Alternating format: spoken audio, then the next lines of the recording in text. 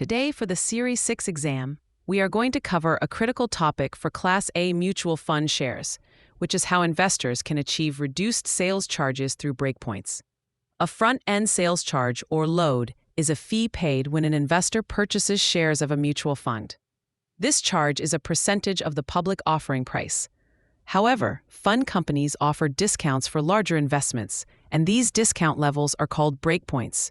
For instance, a fund might charge a 5.75% sales charge on investments up to $25,000. But if you invest $25,000 or more, you hit a breakpoint, and the sales charge might drop to 5%. The more an investor puts in, the lower the percentage fee becomes. The exam will test you on the specific ways an investor can qualify for these breakpoints, beyond just making a single large purchase. The two primary methods you must know are the letter of intent and rights of accumulation. Let's start with the letter of intent, or LOI. An LOI is a non-binding agreement where the investor informs the mutual fund company that they intend to invest a certain amount of money over a specific period, which is 13 months. By signing the LOI, the investor immediately receives the discounted sales charge that corresponds to their intended investment amount, right from their very first purchase. For example, if a client wants to invest $50,000 to get a lower sales charge but only has $20,000 today, they can sign an LOI for the $50,000 amount. Their initial $20,000 investment will get the lower sales charge associated with the $50,000 breakpoint. The fund will hold some shares in escrow.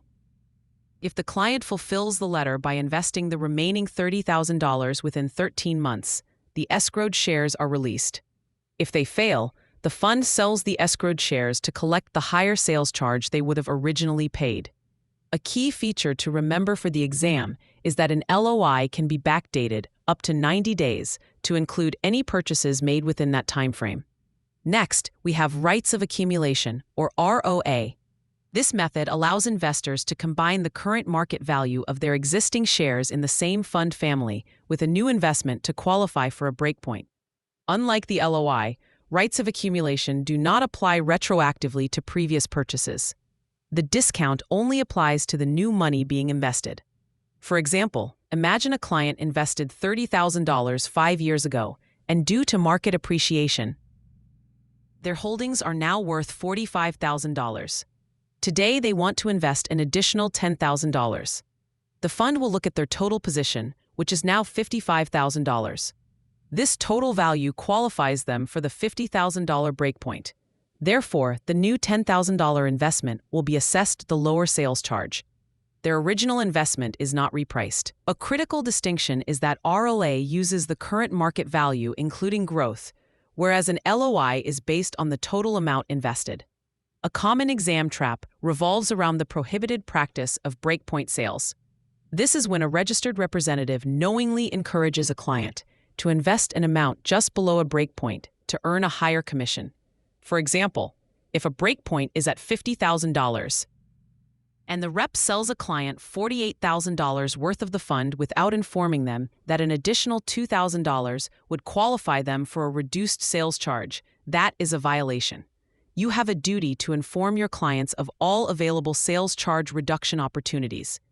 This includes aggregating accounts for the investor, their spouse, and their minor children to meet breakpoint thresholds. To help you remember the difference between these two methods, use this simple phrase.